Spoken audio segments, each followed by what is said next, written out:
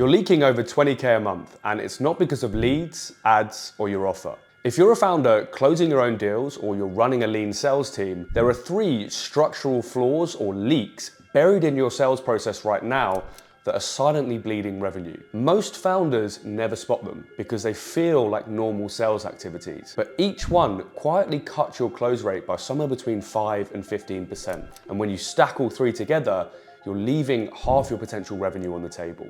I'm Francis Manton, and over the past 15 years in sales, 5 of those helping founders scale past consistent 100K plus months, I've worked with and seen hundreds of sales processes.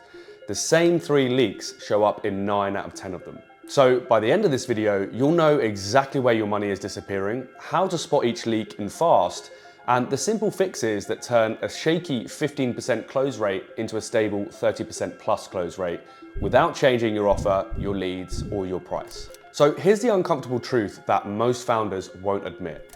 Your sales calls feel like gambling because you're literally making it up as you go. Leak number 1 is what I call the structural void, and it's the most expensive mistake that you're not tracking. So last month, I audited a founder doing 30K a month. Smart guy, really strong offer, but when I asked him to walk me through his sales process, he just went quiet. Well, I just kind of talk to them about their problems, show them what we do, and then just kind of see where it goes. So what you're telling me then is that you're winging it and you're just hoping for the best. No structure, no defined stages, no mapped objections.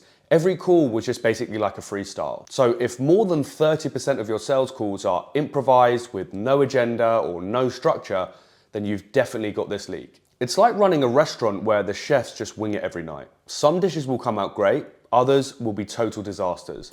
But when you give them a proven recipe and a process for each dish, now every single plate is consistent. And sales calls are no different. Here's what that flexibility was costing him. On good weeks, he might close 2 out of 12 deals, but on bad weeks, 0.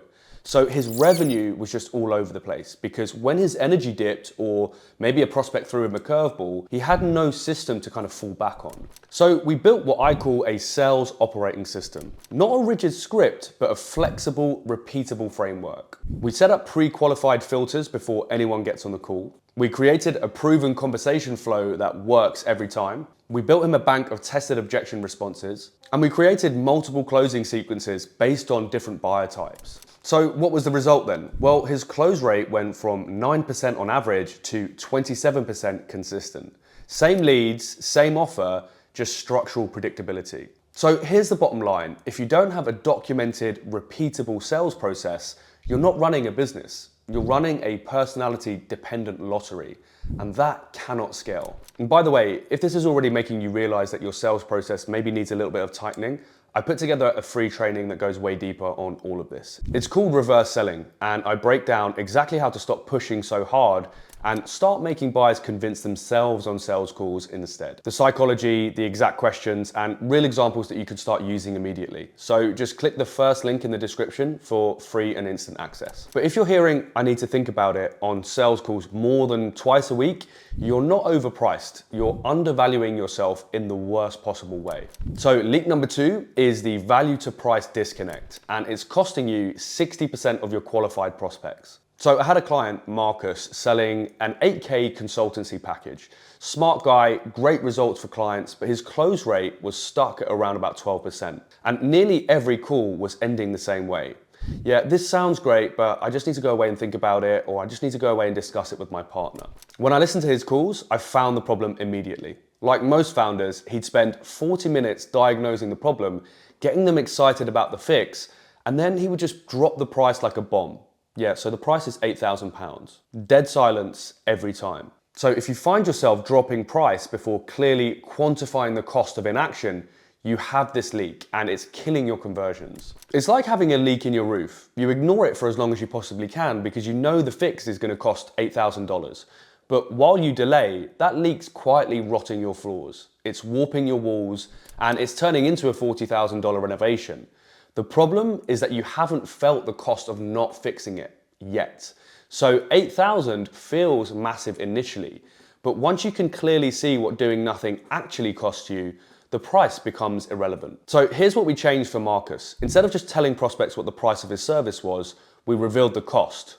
Not the cost of working with him, but the cost of not working with him. So look, Marcus, what I'm hearing then, and based on what you've told me, this inefficiency that we've identified is costing you about 150K a year. Is that a fair assessment? Yeah, probably more, to be honest. And if we don't fix this in, say, the next 90 days, you're looking at, what, another 40K down the drain? Is that right? Yeah, absolutely. So really, we're not talking about an 8K investment now, we're talking about a 40K saving for you in the next quarter alone if we can actually fix this. So that's how you reframe the price of your service so that the prospect sees the bigger cost is not working with you. It becomes a logical choice for them. So what happened then? Well, Marcus's close rate jumped to 28% in 30 days. Same price, same prospects, but 8K just now felt like a no-brainer to them because doing nothing cost them 5 times more. So the real leak here is that most founders position their price as a cost instead of positioning it as the cheapest solution to a very expensive problem that their prospect already has.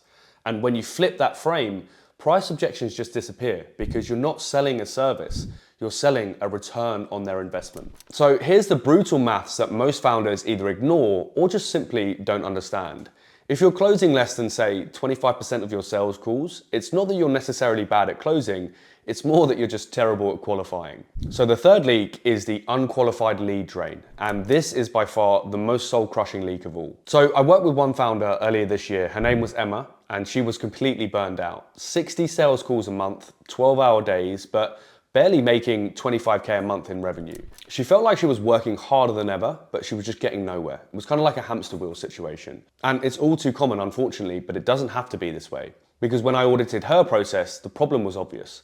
She was taking calls with anyone who had a pulse and anyone with an email address.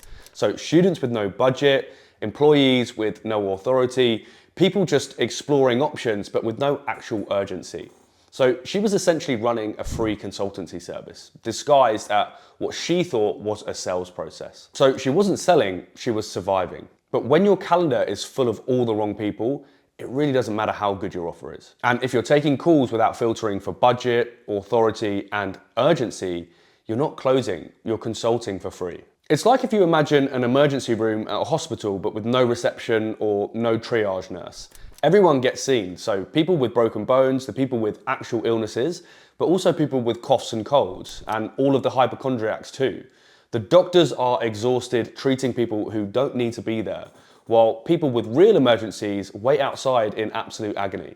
But when you add a triage nurse who qualifies each patient properly, suddenly doctors only see patients who actually need their help. This is basically what was happening with Emma. So with her, we implemented what I call a qualification filter.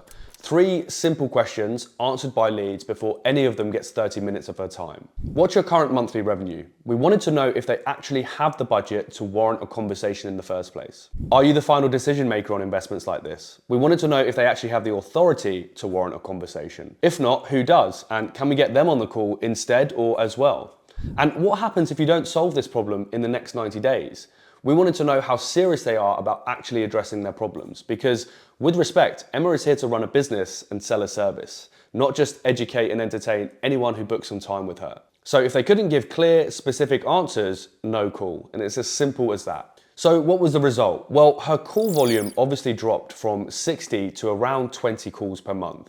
But her close rate jumped from 18% to 26%. So she was doing 47K months, working 30% fewer hours. So here's the hidden cost that most founders struggle with. Every unqualified call doesn't just waste an hour of your time. It kills your confidence, it burns your energy, and it makes you question your entire offer. Meanwhile, qualified prospects are booking calls with your competitors who respect their own time enough to protect it. So the bottom line is this: amateur salespeople try to convince anyone and everyone, but professional salespeople only talk to people who are already convinced that they have a problem and might need their solution. So now you know the 3 main sales leaks that bleed revenue from most businesses. But the truth is, because of the nature of markets and the nuances of offers and different buyer types, every business leaks differently. So if you want some help with this, click the second link in the description below to book some time with me. We'll walk through your current sales process, we'll find out precisely where your biggest leaks are, and I'll show you exactly what to fix first.